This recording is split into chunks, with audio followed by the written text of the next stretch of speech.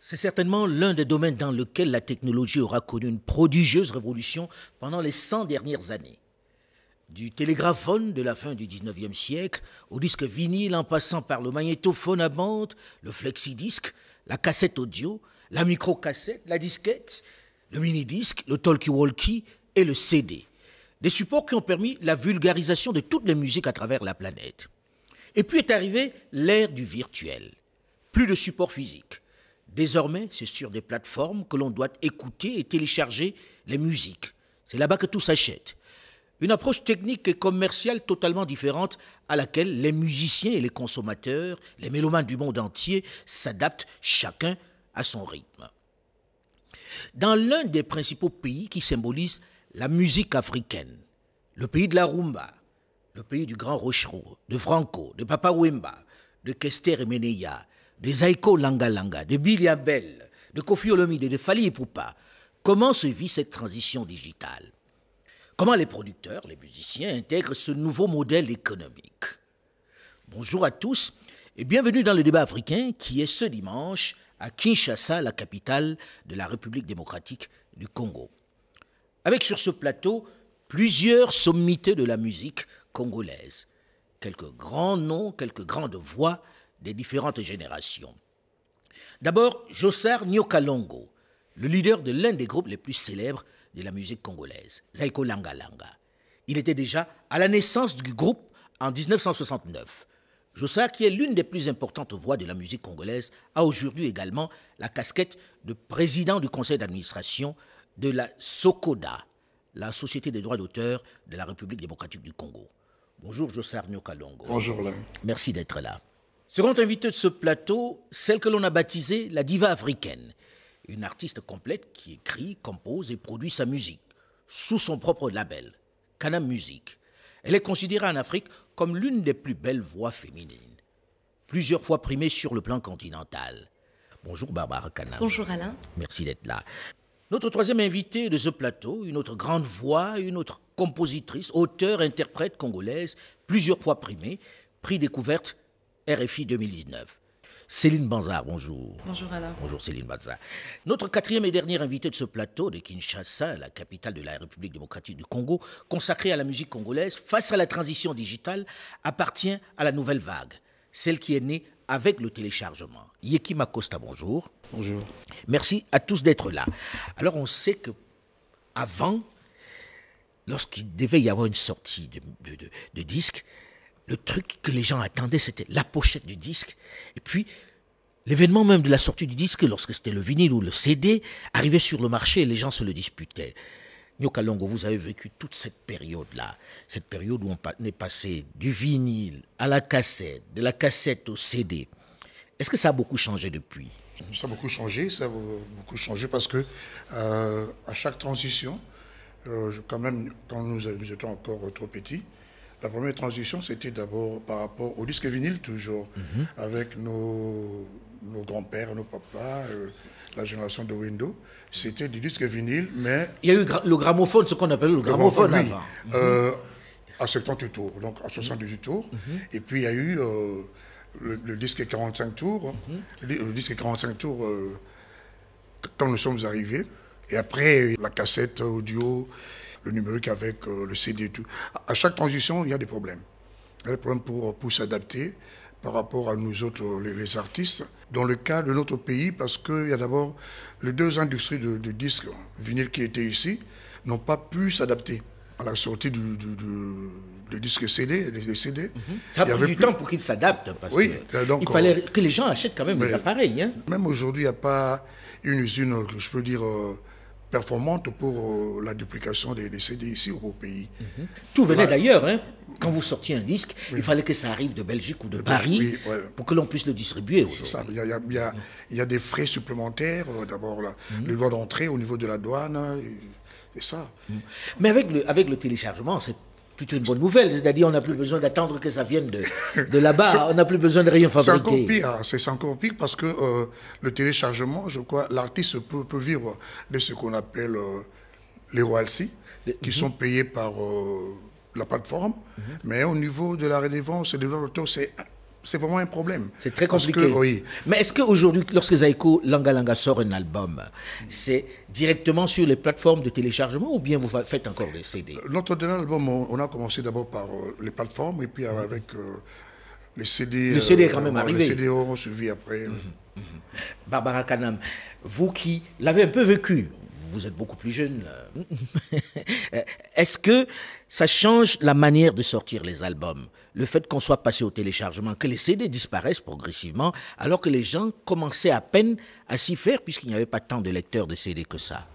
Absolument. Moi, je suis de la génération CD, parce que quand je sors mon premier album, on fabrique les CD. Et je me souviens que c'était... en fait, chaque fan avait envie, devait acheter le CD pour avoir ce lien avec l'artiste. Le lien physique, sentir ça dans les mains. C'était important.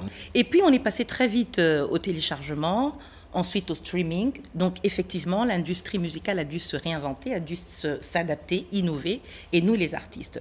Alors, en tant qu'Africaine, étant de la RDC, nous avons déjà beaucoup souffert du problème de distribution avec les CD. C'était très compliqué en étant à Kinshasa, en étant dans ce pays où on a... Et comme le disait Jossard, ça ne se fabriquait pas ici. Ça ne se fabriquait pas. Il fallait faire fabriquer les CD à Paris. Donc, le coût était élevé.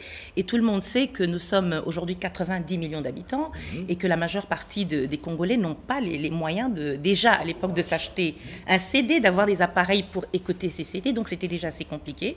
Ensuite, on est passé au téléchargement avec l'arrivée des outils numériques. C'était beaucoup plus compliqué.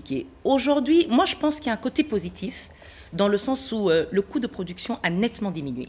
Parce qu'avant, on mettait beaucoup d'argent dans la production. Aujourd'hui, avec les home studios... Pour être producteur, il fallait quand même être costaud. Il fallait avoir des moyens. Donc, il y avait le monopole des majors, etc. Aujourd'hui, on voit des artistes naître tout le temps. On est méconnu hier, demain on devient une grande star. En n'ayant pas un album à toucher, c'est-à-dire les vieilles personnes se disent mais qui c'est ce monsieur-là? On ne l'a pas entendu. Alors avec les home studios, je suis dans ma maison, j'enregistre un single. C'est d'ailleurs pour la raison pour laquelle il y a beaucoup de singles qui sont aujourd'hui. On va en parler justement de la manière dont on produit aujourd'hui. Oui. Alors on a deux plus jeunes sur ce plateau. Céline, elle, est-ce que déjà vous avez connu le CD? Oui, j'ai connu les CD parce que mon père, il achetait tout le temps des CD à la maison, le Zaïko à la maison, Barbara Kanam et tous ces autres anciens. Il y avait toujours des CD à la maison et des cassettes même. Mais aujourd'hui, moi, par exemple, pour ma musique, pour mon album, il y a eu la production des CD, mais aussi, voilà, il y a le streaming aujourd'hui, il y a le numérique, le digital aujourd'hui, donc voilà, un peu les deux. Donc vous avez connu un peu ça. Ouais. Mais vous, votre première sortie, c'est en CD ou bien c'est en streaming? Ma première sortie en streaming. Le CD a suivi après. Le CD a suivi. Oui. Le CD suit toujours après. Oui. Hein? Il n'a pas disparu. Ouais. Hein? Ouais. Yekima, dans votre cas, on m'a dit, lui, c'est l'homme du streaming. Pas tant que ça.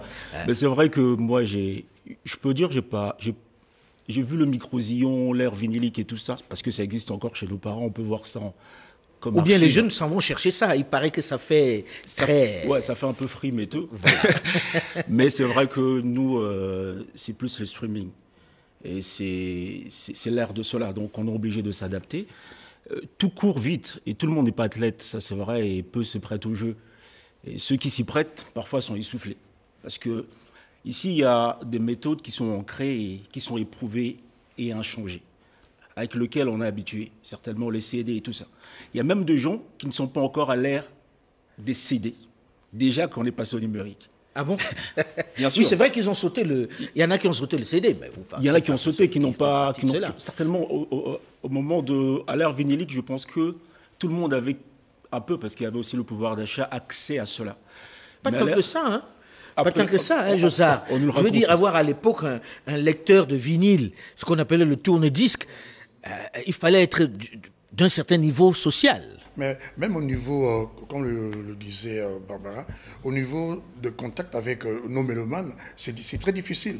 Parce qu'avec le CD, avec le disque vinyle, on pouvait dédicacer, mais avec le... On allait à la rencontre des mélomanes. Il y a une distance. Prenons le cas de Chenu ici. Pour que quelqu'un arrive, c'était l'époque des CD, pour avoir, c'est l'auteur CD, c'est pas donné à tout le monde. Mais là, on a le sentiment c'est aussi un manque à gagner. Parce que dans les temps, je vais prendre un exemple, dans une rue, s'il y a 400 parcelles, il y a au moins 300 parcelles qui ont des tourne-disques. Mais Ce n'est pas le cas aujourd'hui. Dans une rue là où il y a 300 parcelles, il n'y a pas assez de lecteurs CD. Et aujourd'hui, il y a les ordinateurs, il n'y en a pas. Au moins, comme il y a la Chine qui a envoyé le pays avec le flash disque, quelqu'un peut prendre un flash disque, donc une clé ça, c'est USB, autre chose qui marche ici. C'est-à-dire, on a les flash disques, Ouais, ce qu'on ne trouve pas ailleurs. Il faut Ouais. peut-être expliquer ce que c'est le flash disque. Là, Costa, C'est une clé dites-moi. USB. C'est une clé USB, USB, tout simplement. Oui. Simplement dans laquelle on met sa musique. Donc il y a eu tout ça. Il y a la La clé personne peut USB, il y a- télécharger Ouais. 4-5 albums de Cécile, de Barbara, de Ekima, de Zaiko. Ça, c'est On peut une pas autre suivre. consommation qui est propre à l'Afrique. Hein, c'est-à-dire, vous prenez votre clé USB et puis vous piquez là où vous pouvez tout ce qu'il y a. Est-ce que ça revient moins cher? Ça revient moins cher. Alain, Oui. voici pourquoi nous, au niveau de la Société des droits d'auteur, nous sommes en train de pousser l'État. Parce que là où l'artiste, le créateur d'œuvre d'esprit peut gagner, c'est dans la copie privée. Donc, c'est-à-dire, là, il y a un arrêté interministériel. Du côté du ministère de la Culture, ça a été déjà signé. Il reste maintenant du côté du ministère des Finances, qui est la tutelle de la douane. La copie privée, c'est-à-dire il y a tout support dans lequel on peut dupliquer, copier, en fait, télécharger une œuvre d'esprit. Hein, que ce soit un livre ou quoi, il y a un pourcentage. On que va la parler douane justement doit- des droits d'auteur Oui, après, c'est ça. mais je voulais qu'on arrive, puisqu'on avait prévu d'en parler de la question des droits d'auteur et de la rémunération de l'artiste, je voudrais déjà que techniquement on voit comment ça fonctionne. Est-ce qu'aujourd'hui il est plus facile de sortir un album et avez-vous le sentiment que le peuple y a accès, que la population y a accès plus facilement? Je vois Céline qui a envie de répondre. Tout le monde a un smartphone, j'imagine. Beaucoup, en tout cas une partie de la population a un smartphone. Et je crois que ça marche et il y a un côté où ça ne marche pas. Parce que le numérique c'est bien, le digital c'est bien, mais est-ce que tout le monde a accès au Et puis, quand est-ce on que- parle de ça, je me pose toujours la question de la connexion. Voilà. La connexion Est-ce est que de tout le très monde a piètre accès? qualité ici. Je peux dire, ici à Kinshasa, oui, les jeunes et même les parents, nos parents nous demandent des smartphones. Mais si on va en province, par exemple, là-bas, est-ce que tout le monde a des smartphones? Est-ce que tout le monde a Internet? Et puis aujourd'hui, avec le digital, si mon album, par exemple, est sorti en streaming, il faut aller écouter sur Apple, Spotify et tout, mais est-ce que tout le monde Peut y adhérer. peut y adhérer? Non.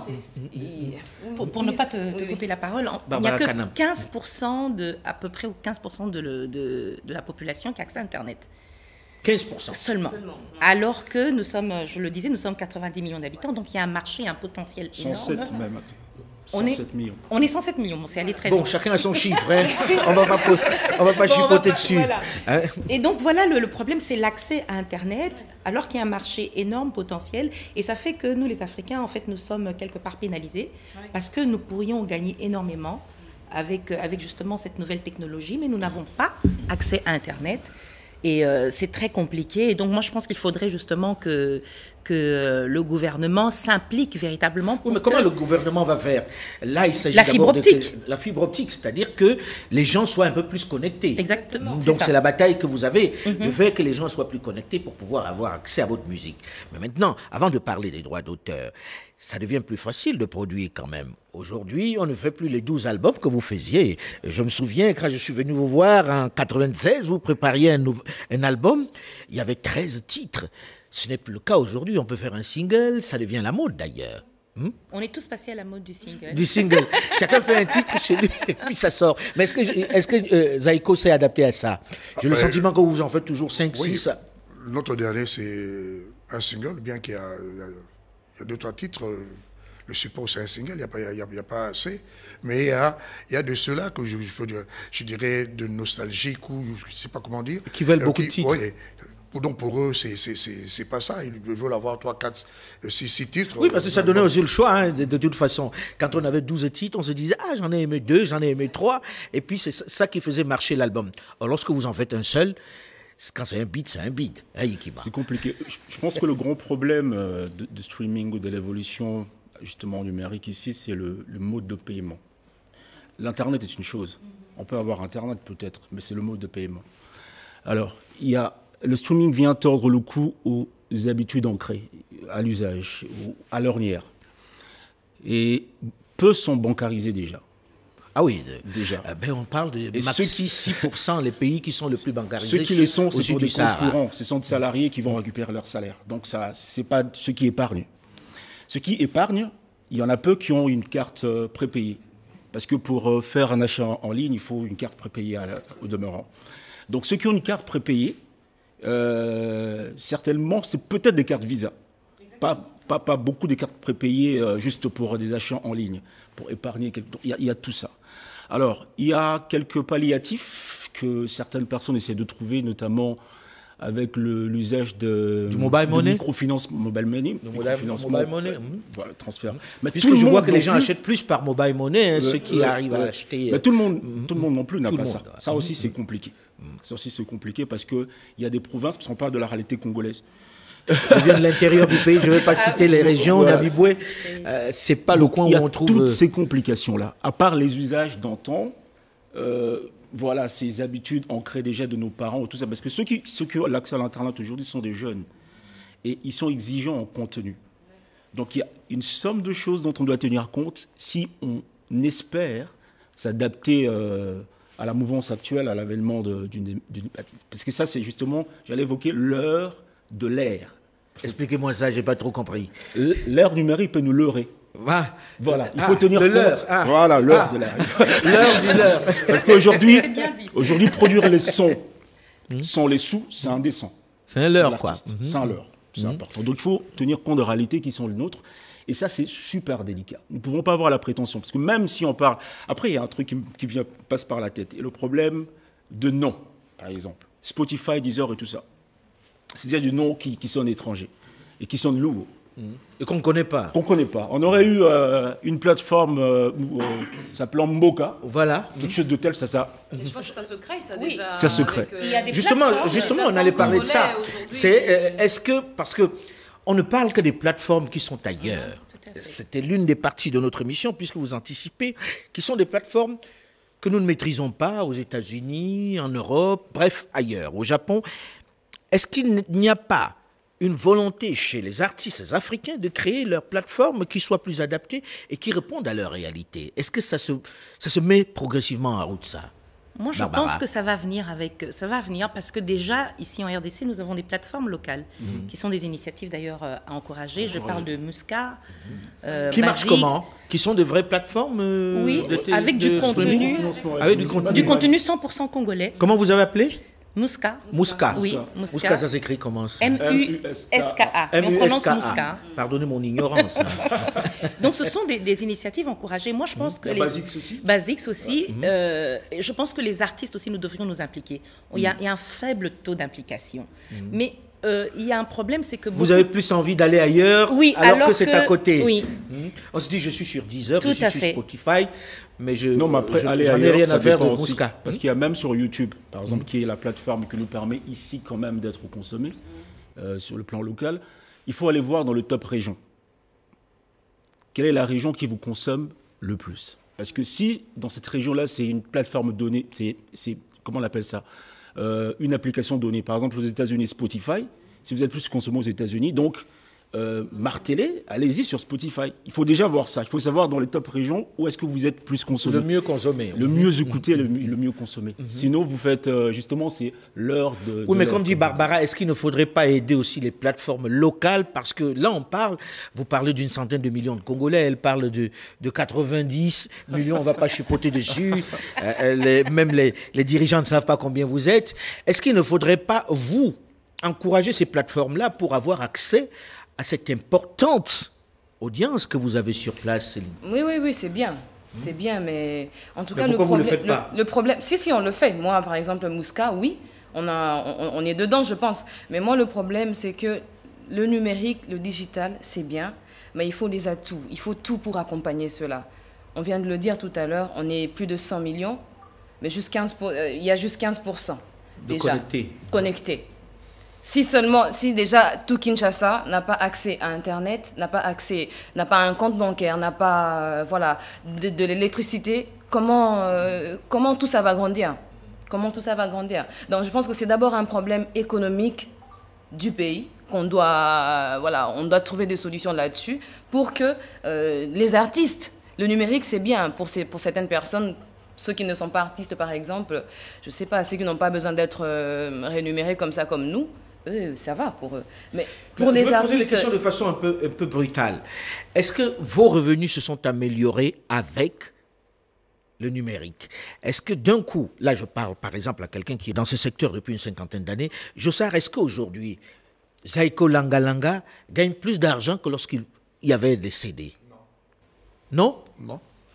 Non, si vous voyez la majorité de ceux qui ont commencé à suivre les Zaïko jusqu'aujourd'hui, ce sont des personnes qui ne peuvent pas perdre leur temps d'aller dans les plateformes et tout. C'est pas perdre leur temps. Hein? C'est un conflit de génération. Ça traduit l'idée que les gens de notre génération ont de cette histoire. Tout ce qui est du numérique, c'est la jeunesse. C'est entre, je dirais quoi, les quarantaines, les vingtaines et tout ça. Les gens de certaines personnes de mon âge, hein, qui ne sont pas vraiment cultivés ou quoi. Mais ils ne savent même pas comment manier... Ces ordinateurs-là. On ne sait même pas comment faire. 10 heures, c'est qui ça? Il est où Spotify? C'est pas... Oui. Mais donc vous avez perdu de l'argent dans ce domaine-là. Oui.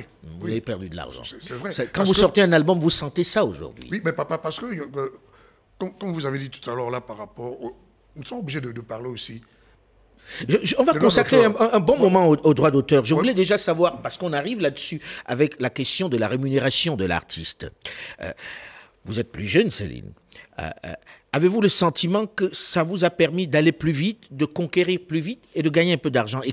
Est-ce que vous êtes vraiment rémunéré dans ces plateformes Moi, je dirais que l'avantage, c'est qu'aujourd'hui, je suis peut-être écoutée. Je peux voir qu'à cause du streaming, à cause du numérique, on peut m'écouter peut-être dans des endroits où je ne pouvais pas imaginer. Parce que ma musique est dans telle plateforme, on m'écoute là-bas. Et aussi, je peux partager ma musique dans des coins où je ne pouvais peut-être pas, à cause de ça. Mais pour en parler de la rémunération, je dirais que... C'est moyen. C'est moyen. Ouais, c'est moyen parce qu'il y a des gens qui veulent acheter des CD seulement. Il y a des gens qui ont envie de toucher à ton produit. Et il y a des plateformes, il y a des maisons de disques, il y a des producteurs qui disent bah écoute, nous on a beaucoup donné, nous on a fait tout ça et les chansons c'est dans les plateformes. Et après il faut jouer mais vraiment sur le digital. Mais c'est aussi un problème parce que où nous on est, où nous on habite, les gens ne sont pas encore là-dedans, dans le numérique, ils ne savent pas. Ça reste encore ils ne savent pas manier, ils ne savent pas utiliser, ils veulent voir. Ils veulent qu'on leur donne des concerts, ils veulent qu'on leur vende des CD. Ouais. Barbara, pour vous, ça a été un plus ou un moins en termes de rémunération? Je sais qu'en termes de notoriété, c'est important. On vous regarde partout dans le monde avec toutes ces plateformes. Mais est-ce que ça fait gagner de l'argent? J'ai le sentiment que non. Moi, je pense que sur le plan visuel, oui. Parce que l'industrie s'est transformée en une industrie visuelle. Aujourd'hui, il n'y a pas que la voix qui compte. C'est l'image, c'est le look. Donc nous sommes tous connectés, il faut avoir un compte Instagram, il faut montrer sa vie tout le temps. Moi j'ai un peu de mal avec ça parce que justement moi je suis arrivée au moment où on avait des concerts, on avait un contact physique avec le public et je pense que c'est ce qui est important pour un artiste. Qui reste le seul moyen pour approcher le public. Pour approcher parce on veut, c'était vraiment de vraies performances. Vous pouvez jouer 3 heures, 4 heures, 5 heures sans voir le temps passer. Aujourd'hui, ça se limite à un ordinateur et moi je pense que moi j'ai un peu de mal avec ça, mais on a une notoriété qui est beaucoup plus importante, c'est vrai. Mais sans l'argent qui va avec. Mais en termes de rémunération, je rejoins Jossard en disant que ce n'est pas vraiment ça, parce que le streaming africain n'est pas évalué comme le streaming en Europe. Là encore, il y a une vraie justice. Voilà. Donc, je partage les idées de Dame. Ouais, c'est vrai que c'est plus être écouté, le visuel, les gens veulent voir. Les gens veulent voir pour écouter. Donc tout cela nous ramène à la promotion digitale et ça, c'est très coûteux. Parce qu'il faut renvoyer les gens vers les plateformes où vous êtes distribués. Et ça passe justement par le rapport que nous, on a ici à l'Internet, on l'évoquait tantôt, c'est différent avec l'extérieur. Nous, c'est plus la télévision, nous, c'est plus la radio. Il faut passer encore par ces outils-là d'antan pour communiquer, leur dire que allez nous suivre dans ces différentes plateformes. Donc, la rémunération n'y est pas encore à cause de toutes les raisons que j'ai évoquées. Quand on parle de la musique américaine, on voit des gens qui n'ont jamais sorti un album physique, qui sont sur des plateformes de streaming, qui sont devenus multimilliardaires en dollars. Ça n'existe pas en Afrique. Est-ce que vous en connaissez des artistes qui ont fait du chemin et gagné de l'argent là-dessus? Je me trompe? Je suis ignorant là aussi. Les anglophones ont déjà une marge. Le Nigeria, par exemple. Le Nigeria, ils sont beaucoup plus avancés que nous, les anglophones, justement. Et c'est un peu, moi, je suis un petit peu frustrée parce que l'Afrique francophone, on a l'impression d'être toujours à la traîne. C'est un petit peu. C'est pas qu'une impression. C'est pas qu'une impression. Dans tous les domaines. Voilà, dans tous les domaines. Et c'est un petit peu dommage parce qu'on a un potentiel énorme. Et je pense que le marché de la musique, c'est l'Afrique. Le futur marché potentiel, c'est l'Afrique. Mais est-ce que les Africains ne devraient pas s'organiser? Alors, on parle des rémunérations et je vais revenir sur la question d'organisation après. Comment on arrive à gagner sa vie avec, à toucher ses droits aujourd'hui?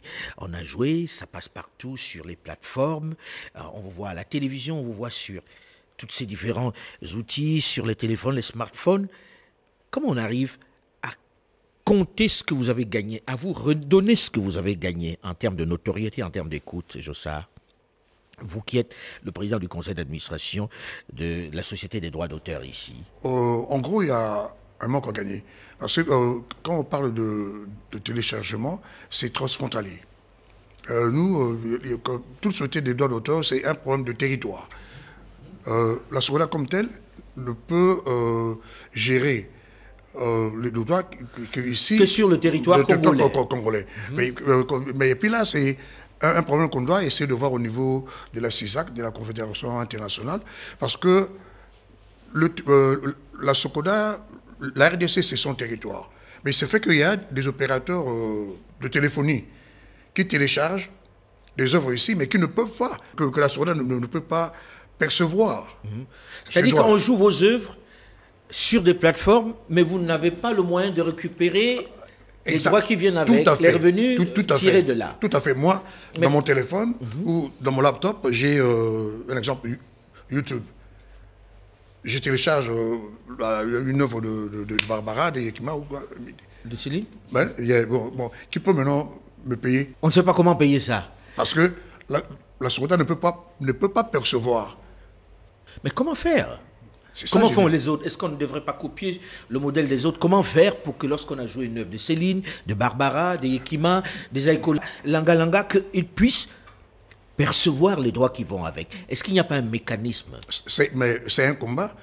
La SACEM, ils ont dit, ils ont pu signer avec Facebook et autres là. C'est quoi, il y a 1 année ou 2 ans?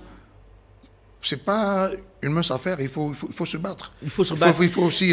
mais peut-être qu'il faut s'organiser au niveau continental. Oui. Céline, je vois Céline qui a envie de dire quelque chose là-dessus. Oui, ça c'est vrai, mais je pense qu'on a encore un problème dans plusieurs pays, africains surtout, et même nous ici. Dans l'ensemble des pays. Dans l'ensemble des pays, parce que est-ce que la musique a vraiment une place? Est-ce que l'art, la culture a vraiment une place? Déjà, c'est ça. On est tout le temps en train de danser, on adore ça. Et pourtant, oui. Et pourtant, on ne peut pas se passer de la musique, par exemple. Et pourtant, elle nous accompagne tous les jours.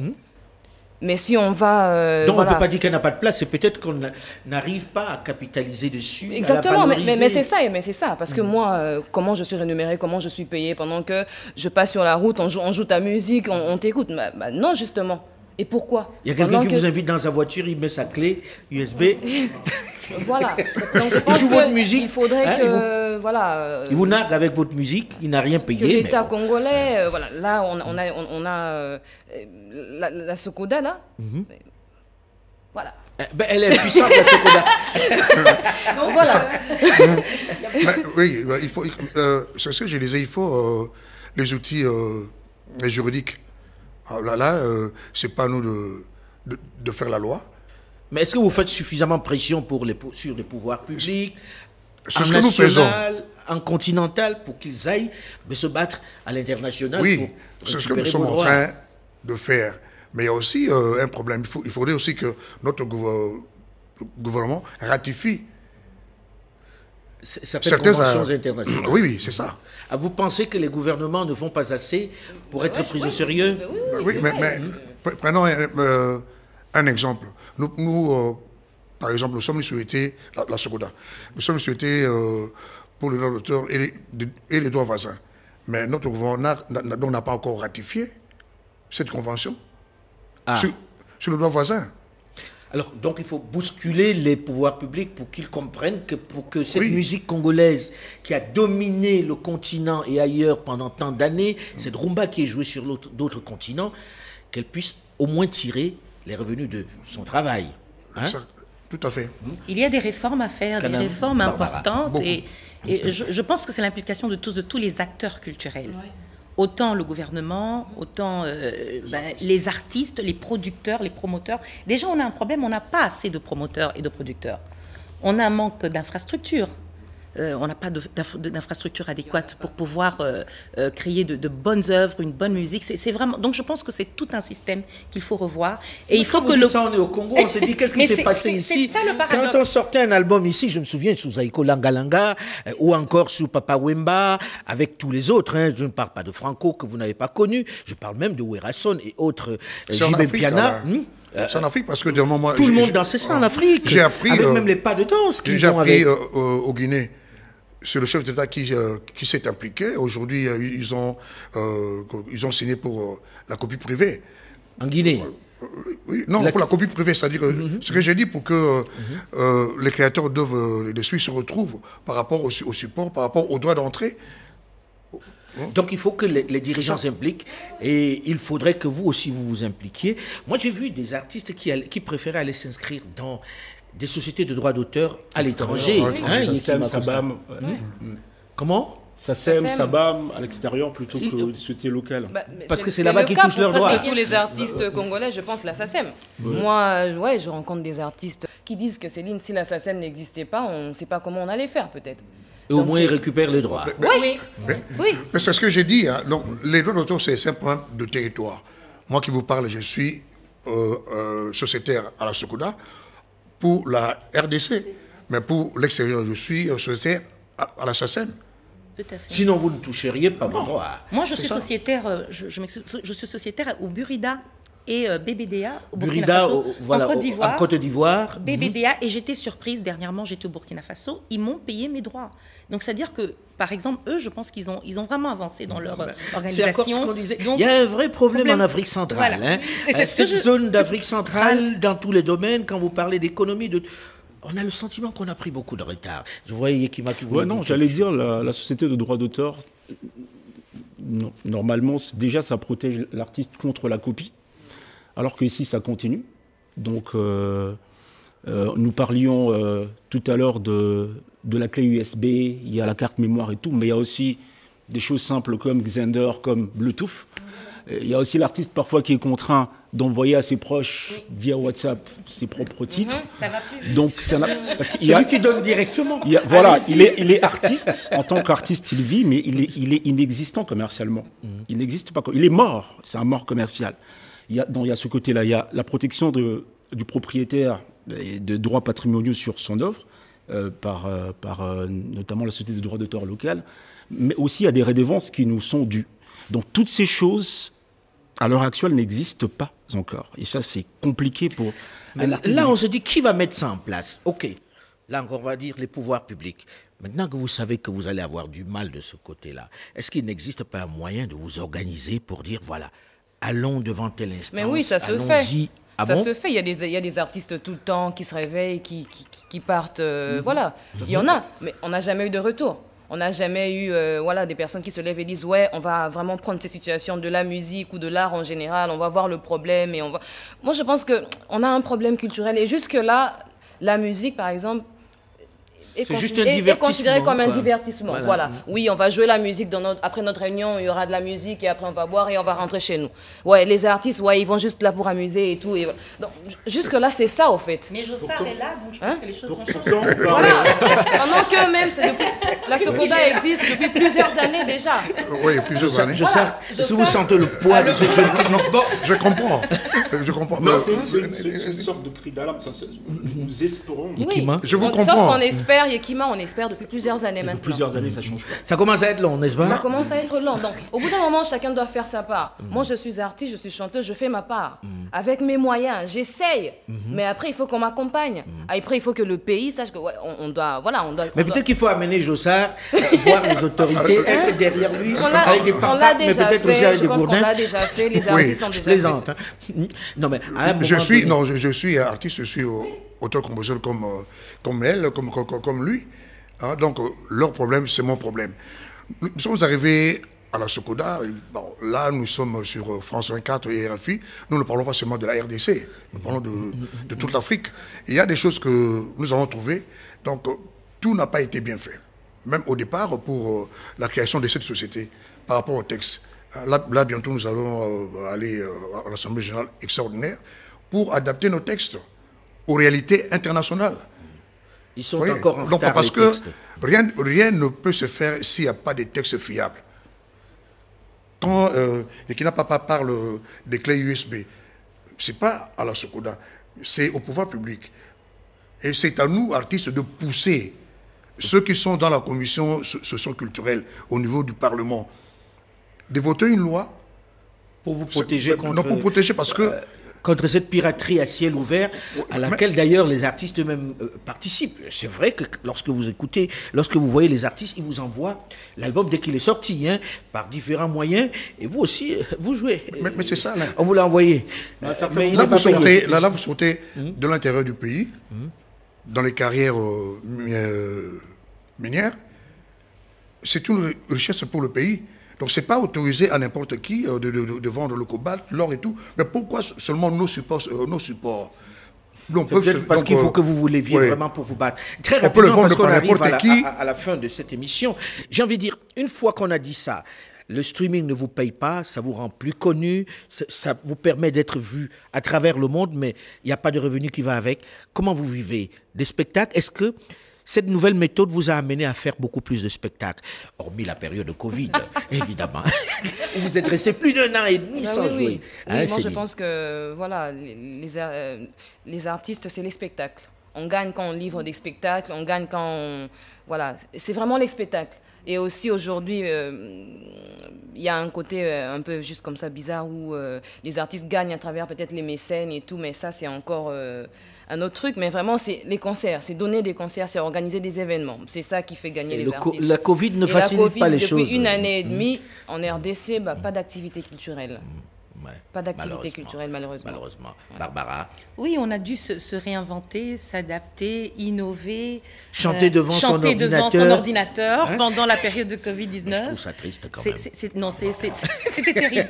Mais en même temps, je pense que les concerts restent quelque chose de très important pour un artiste. Oui, parce que Et- pour les Congolais, sans Ah oui. concert, il y a quelque chose qui ne va pas. Ah, mais oui. Hein? On Ne espère pas voir que ça nos va Kalongo prendre. sur scène avec toute l'équipe, ça Parce fait... qu'on a envie de danser, parce On a que nous, envie la de danser. musique, c'est quelque chose de, voilà, de fort, c'est intense. Et, Ouais. et Ça j'espère accompagne que ça notre va, vie. voilà, ça va revenir. Ça doit vous manquer énormément, ça. Ce vaste public qui devenait fou quand vous entriez dans une salle. C'est dur. C'est dur, surtout à nous autres qui avons derrière nous, avec nous, sur le cas avec Barbara.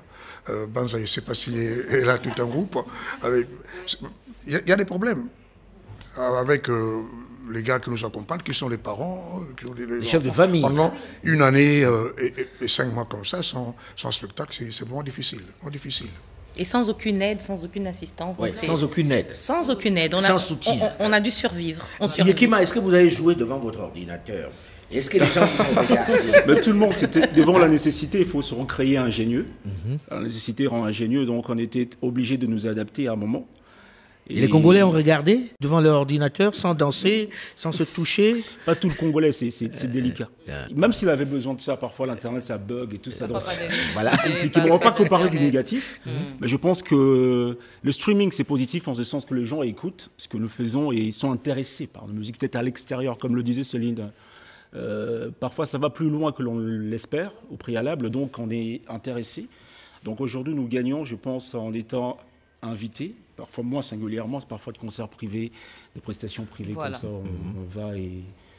Oui, mais la musique doit être populaire, surtout que la musique congolaise, elle est populaire. Ça va En tout cas, revenir. on vous souhaite, nous, de connaître autre chose, que ça s'organise, de vous rapprocher des instances, mais aussi de l'Union africaine qui a une responsabilité dans ce domaine puisque ce n'est pas qu'un problème congolais, c'est un problème continental. Bon courage dans vos aventures et faites-nous toujours de la bonne musique, que l'on puisse danser. Quand on pensera au Congo, on ne veut pas avoir perdu la rumba. Merci en tout cas d'être venu. Nous arrivons au terme de ce débat africain consacré à la musique congolaise, à l'ère de la transition digitale. Merci monsieur d'avoir accepté d'y participer, merci madame. La réalisation était assurée comme de tradition par Sébastien Faye avec à ses côtés Thomas Holland. La technique était assurée par Gauthier Omba et Jean-Hippolyte Moulumba, les techniciens du Makutano. Olivier Raoul, Delphine Michaud et Alain Foucault, nous vous donnons quant à nous rendez-vous la semaine prochaine, même heure, même fréquence, pour un autre débat africain. Dans un instant, une nouvelle édition du journal sur Radio France Internationale. À très vite.